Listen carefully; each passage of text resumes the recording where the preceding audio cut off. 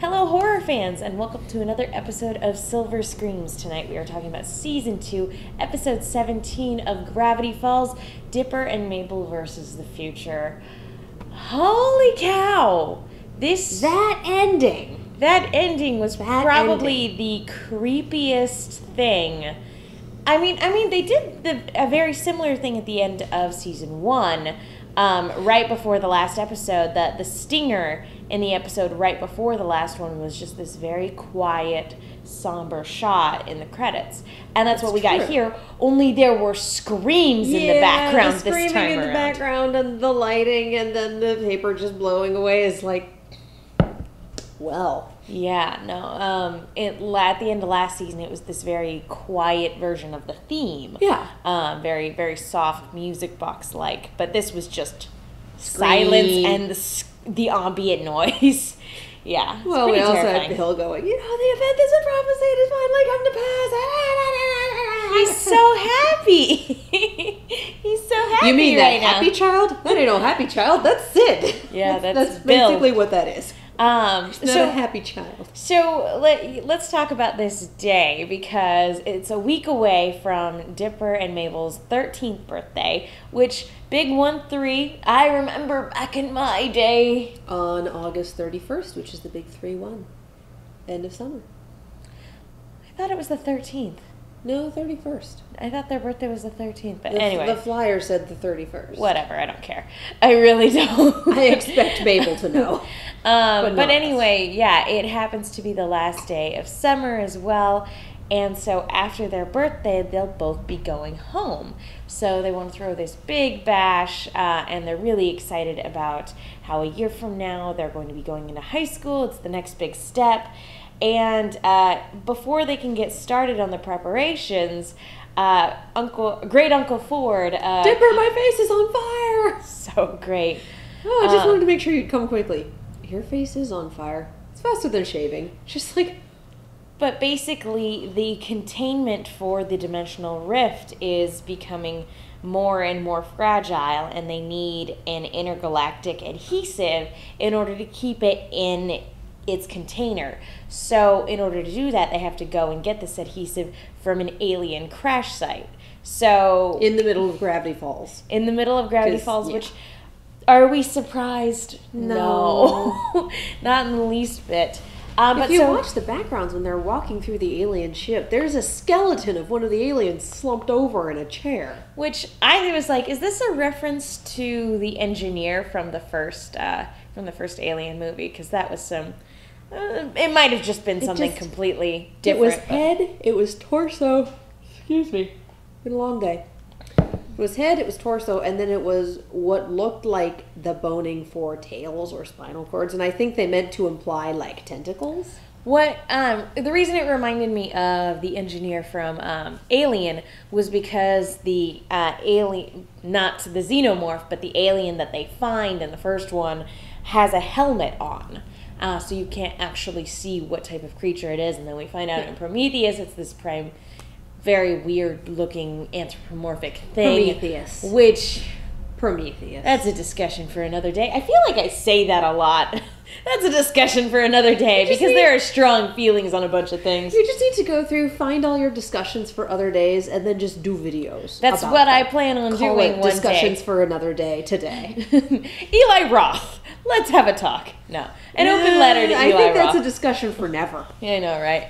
Anyway, to get back on track. So basically, Dipper and Mabel split up for the day. Mabel is setting up for the party, and Dipper is going on a quest with Great Uncle Ford. So, and their radio causes them to not be able to communicate for most of the day. And so what ends up happening with Mabel's day is she happens to have the worst day of her life, while Dipper has the best day of his life. And because Mabel's day is basically going around, oh, well, you can have your party in the high school gym. That's empty during the summer, because Uncle Stan does not want it in the house. He keeps finding bits of the undead in the couch cushions. So, fair enough. Yeah, fair enough. Karaoke was a while ago, but obviously not long enough. So she goes to the high school gym, and it's student registration. And my student registration was never that bad. You just made sure that you showed up at the same time as your friends so you could all get lockers together. But really, that was the one. You took your picture, you signed the thing for your ID, you got your planner, you got your locker combo, boom, done. It took like 15 minutes. We had it down to a science. We kind of had I remember mine being boring. Just boring. But, like, there is, I mean, to Wendy's defense, we've always seen Wendy as this very cool hipster-type character, and so now that we actually see her in a high school setting, we see that even for her, high school really sucks. She's not necessarily the popular kid or anything like that. So, which is something I wouldn't have anticipated looking at the show. But then again, knowing more about her when the show first started, when she was just one of the cool kids, knowing a lot more about her character and about the way she was brought up, and even about the rest of her friends, it's like, no, that makes a lot more sense. Yeah, they're just, we kind of have a little band of misfits, and that's who we've been hanging out with, so. Things are rough all over. So evidently no one likes high school, and that just shatters Mabel's perception of it, because TV taught her that high school would be a musical. TV lied! lied, dude! Well done, Disney. Well done. That is the most overt look at our other property reference that you've done in a while. But it's pretty good. I liked it. But I like that this episode highlighted both the excitement of, the next step in your life versus the, oh God, everything's going to change, my world is crumbling aspect of it too. Everything's changing. Because anytime you have a next step, there's a lot of fear and a lot of anxiety, and I like that we got to see that from Mabel. When I was growing up, military brat, we moved once every 2 to 4 years. You get used to it. But it's that sort of thing every single time. It's like, well, we're going to a different state now. I will never see these people again. So this is just like, I feel you. I've been there. But there's nothing saying that you won't be able to come back to Gravity Falls next summer. And you're the cell phone generation. Yeah. You can keep in contact with people. Things were different. Things were different when we were young. There wasn't the Facebooks. You had to email someone to get a hold. Not even that. Oh. Pen pal. I got an email when I was in middle school. Anyway. I moved a lot in elementary as well. But when I didn't move very often. I only moved once when I was a kid, and it was to one house in town to another house in town. So when I was getting ready to go to high school, that was very intimidating for me. And then when I was getting ready to go to college, I was in deep, deep denial because I was getting ready to move away from the friends that I had had all my life. And so my kind of joke with my friends and to myself, half jokingly, half sincere, was that we weren't going to college, we were all going to summer camp. So when a buddy of mine dropped off a bunch of Oingo Boingo CDs because she knew I liked Danny Elfman, she dropped them off, and that was the last time I was going to see her before she left. I was like, goodbye, have fun at summer camp, I'll see you in a week. We didn't see each other till Christmas, obviously. And does that make me the weird friend you met at camp? No. Yeah. No, that's not how this works. But no, so basically everybody deals with it differently. Some people can roll with the punches. Other people, it's a huge adjustment, and it takes time. And unfortunately, Mabel didn't get the time or support she needed to properly process this new information. Because she also found out that neither of her friends would be at the party or be able to see her off either. Candy's going to music camp, and then there's no escaping music camp. And then Marius. Ugh, he's so clingy. You can go visit him in his castle. You see, he's flying her out. He's so clingy. Marius. Just like... How are they still together? You're dating an Austrian duke? She's still putting up with him. She clearly is like super annoyed by him. Why is she still putting up with him? Anyway, so let's talk a little bit about Dipper. And because I like how Great Uncle Ford, as much as he's like Dipper, happens to just have a magnetic grappling hook useful for every situation. Right. Yeah, no, that's what it was. Grappling hook fixes everything, even if it's a magnetic grappling hook. So the two of them go down, and sure enough, all the aliens are dead. But after they find the adhesive, they accidentally reactivate the security system, which I gotta say, they actually walked over a tripwire earlier, if you noticed. I missed that, actually. There was a shot that was of their feet walking in front of a blue light in front of the ground. It was essentially a tripwire. That makes sense. So yeah, they did set that off.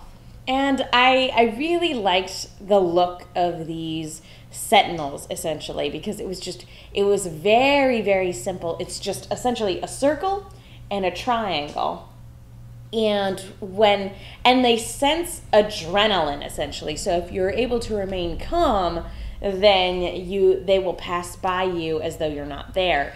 This assumes that most biological constructs in the galaxy, or that this particular species of alien was dealing with, have adrenaline in that exact chemical form. That's weird, isn't it? Extremely. Very, very specific.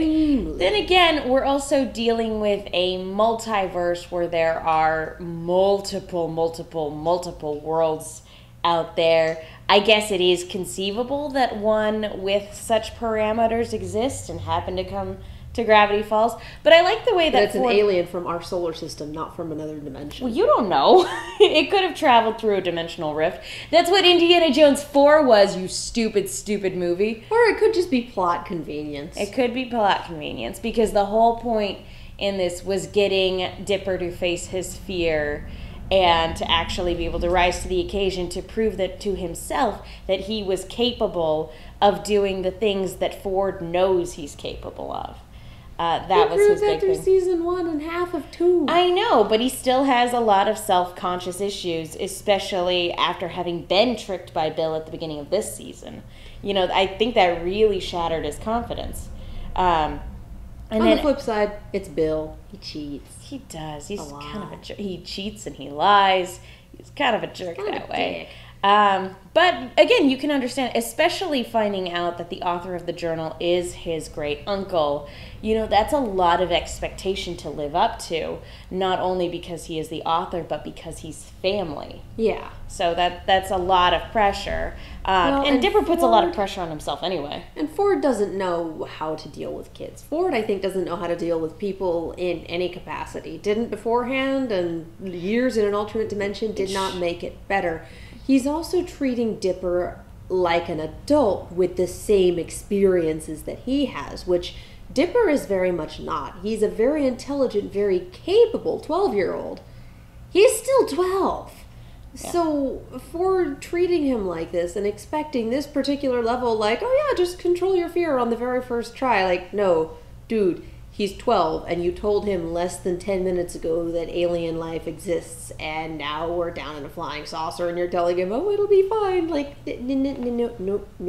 no. Well, and projecting his poor relationship with Stan onto Dipper. And his relationship with Mabel. So I actually like that Ford doesn't talk down to Dipper. I like that Ford does talk to him like an adult, but the flip side of that is you have to know when to step back. You have to know when to be the adult in a situation, and Ford doesn't. He doesn't, and which is funny. I don't think he cares to. I don't think so either, but at the same time, you know, it's funny, for somebody who's so much like Dipper, he's actually very charismatic. His experience and his intellect actually make him very charming and likable to the people that he's around, whereas Dipper is still very much in that socially awkward phase. He learned charm and self-confidence, but he also learned that he needed to use it for good. Otherwise, spider people would eat him. It's a pretty good deterrent. Yeah, I guess so. Just generally speaking. Yeah. But his brother never learned, apparently. Ford. But no, it is frustrating because he put himself in this very bad situation, and then when it backfired on him, basically said, Dipper, the fate of the universe is in your hands now. It's up to you. And dropped the dimensional rift on him, which I have no doubt that Dipper is capable of saving the day. We've seen it time and time again. But, like, the fact that you would put yourself and a 12-year-old child in this much danger when, again, the fate of the universe is at stake, again, that's a lot. He's treating Dipper like another adult. And it's great to be impressed with something that your great-nephew did in the journals. And obviously, again, he's very intelligent, he's very capable, but he is still a kid. Ford's been doing this for decades. Dipper's been doing it for a summer. Well, and I don't necessarily know if Ford really knows the repercussions of what happened to McGucket, because McGucket was his last assistant, and we've seen where McGucket is now as a result of working with Ford. And we don't know if Ford ever asked. It didn't come up in the series. That doesn't mean it didn't off screen, but Ford also doesn't leave the house. No, and he didn't before getting sucked into the portal. And another thing that happened is, if you notice, Dipper and Mabel tell each other a lot. We did get the throwaway line of, vampire, I don't tell you everything. And it was a pretty good joke, but for the most part, they shared just about everything with each other. And so having this whole, it's a dimensional rift, but don't tell anyone, is actually what enabled this situation. Because she didn't know what it was when she saw it. Yeah, and because Dipper would have been like, oh, we found a dimensional rift, it's this thing, it's extremely dangerous, we can never let it break because of this reason, so, And Mabel, for being something of a Cloud Cuckoo Lander, does understand that, okay, this is super important, I need to let Dipper handle it, or I need to not mess with it, or, just don't touch. She loves being silly, but she's not stupid. Exactly. Yeah. But she would have known, oh, I'm looking for this. Oh, I can't give you that. Or, oh, I don't think we have one of those. Or just something to get out of the situation. Like, she would have at least known enough to be suspicious, and she definitely would have known enough not to hand it over. But for that, it was just, oh, I need this thing. Oh, Dipper might have one. Oh, okay. It was that easy, and because we followed the Ford Pines rule of don't tell anybody anything.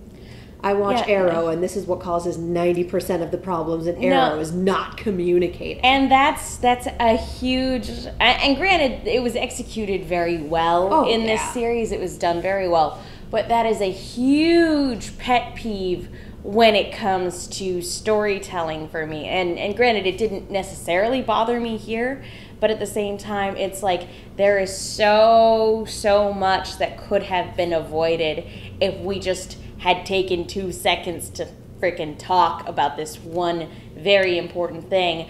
And I hate things where certain characters feel like they need to hide the truth from other characters to protect them. She doesn't watch Arrow.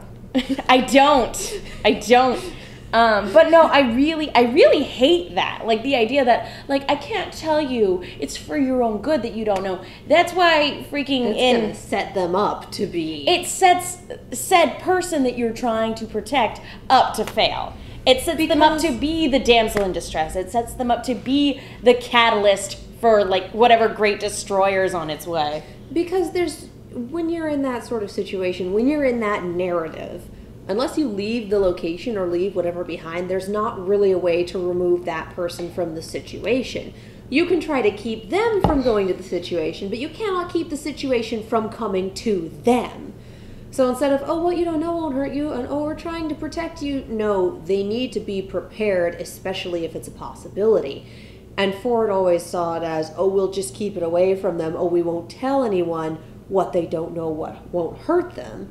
And Dipper yes, it can. And Dipper has been much, much better at understanding, okay, I can't do everything. I need help. I need to do this with so-and-so. I need, he gets teamwork. His ego gets in the way, and that happens, and he's 12. But he gets teamwork. But he also wants to be like the author. And his great uncle is the author. So if the author says, don't tell anyone, that's what he's going to do. Well, and to be fair, the author does the lone wolf hero thing, wandering warrior thing very, very well, because he's been doing it for so long and has survived for so long. So he he clearly does it very well. But that's not Dipper. No. Dipper's part of a 5-man band. You can't just, nope, just this one. You're like, no, it's called a 5-man band for a reason. You need all of them. Yeah. Well, this ending scene, because Dipper accepts Ford's proposal for an apprenticeship, and again, I don't know why no one thought, or that Ford didn't suggest, well, Mabel can stay here too. There are public schools. She has friends here. She's charming and charismatic and can make friends anywhere. Ask her if she wants to stay. That never even occurred to him. He's like, Mabel will be fine because she's got such a magnetic personality. She'll be fine. Mabel it's not like she needs her brother. She's like Stan. And Stan was fine. Stan did fine on his own. Stan. Again, Ford projecting his and Stan's relationship onto Dipper and Mabel, when that's very much not the case.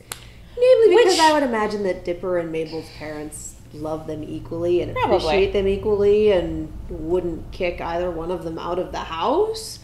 I feel like they had... Stan and Ford had something of a super rough... No. They absolutely had a dysfunctional family. We saw as much.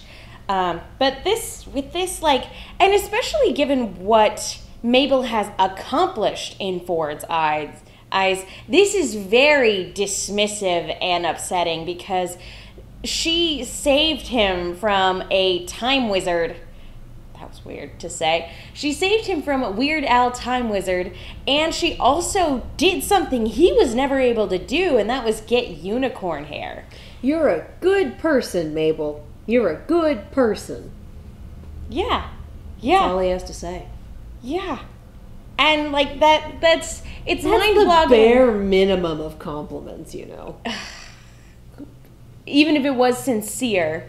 And it actually did mean a lot to her, given what she went through that day. Oh, yeah.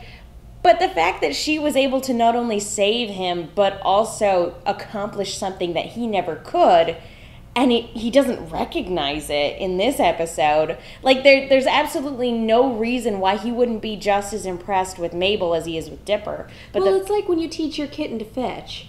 It's cute, and it does a thing, and that's great, but... But it's not a little mini you. Exactly. It's your pet. It's not as impressive. It's a kitten that fetches. And that's kind of what Mabel is to him. He's she fetched. It's cute. You're a good person. Thank you. But it wasn't like, Dipper, you're impressive. Dipper, you're going to be my apprentice. Dipper, you're this. Mabel, you're cute. And it's a problem. It is a little condescending now that you mention it. I'm sure that's not how it was meant. No. But looking back at it and framing it in this light and saying, don't you want to be away from her? Yeah, isn't it suffocating being around her? Basically saying that she's holding him back. Which is not true, in any way, shape, or form. Again, he's very much projecting his relationship with Stan and the idea that Stan did hold him back from what he thought could have been his great and glorious future. Yeah, and the thing that nobody really recognizes is that Dipper and Mabel are two sides of the same coin. Alex Hirsch has, gone on record several times of saying, they complement each other, and that's what makes them a really great team, and when they get scared they come closer together, not further apart. So it's the fact that no one recognizes that is have none of you been paying attention in the slightest? I don't know if it's that no one recognizes that. I feel like a lot of their friends do, and a lot of the people around the shack, the people who have been there all summer. Ford's been there for a couple weeks. Probably about a month at this point. I don't think so, because if you figure that 2 seasons has been the entire summer, and he's been here for half of a season, couple weeks. He's probably been there for 2 weeks. So long enough for there to be a shenanigan with time wizards. He's super impressed with what he's seen Dipper do, but he doesn't leave the basement, and Mabel probably doesn't go to seek him out as often, and he's probably not as responsive to her. So he doesn't know what she's capable of and what she's like and what she can do. Yeah, aside from she's a kitten that fetches and she reminds me of my brother. And again, like, he wasn't actually there on the unicorn mission, so he didn't see her punch a unicorn in the face, which I think would impress anyone. He hasn't seen most of what she can do. Because, again, he spends his time shut away in the basement. Dipper probably visits him regularly. He didn't see the wonder that is the grappling hook. Exactly. Grappling hook. So he doesn't know. He assumes these things. He projects his own dysfunctional relationship onto their relationship. And Dipper wants to be just like Grunkle Stan. So, of course, yeah, he's totally for it. Is it wrong that, like, I want to talk about this scene and then I want to talk about, like, moving forward. The scene at the end with Blendon. Because we knew that Bill was going to possess someone. I'll admit, a time traveler was not who I was expecting. No, I was expecting someone a little more familiar to them. I was expecting somebody a little closer, but again, it makes perfect sense because this guy can go anywhere at any time. And it makes sense. He technically owed them a favor. It was a really, really good pick. And as a person, he's not intimidating and completely unassuming. He is Blandon or whatever his name is. He literally blends in. He is the perfect disguise. So it was a really, really good pick. He was probably fairly easy to take over, too. Yeah, no, I don't imagine he was very easy to trick. Yeah. Yeah. But yeah, this whole scene with Mabel, given that obviously Mabel's going to get the blame for all of this when they all come back together, I'm really hoping that in the end she's the one that puts all this to rest. Oh, I because hope so. She was the one that made the decision to trust Stan, which got Great Uncle Ford back. She was the one that saved the day last season with the grappling hook. And so I really, really hope that since it was her who unleashed this ungodly nonsense, because they didn't communicate to her, I really hope that she's the one that actually ends up sending it away so that Ford can be like, oh, maybe I was wrong in my perceptions of everything.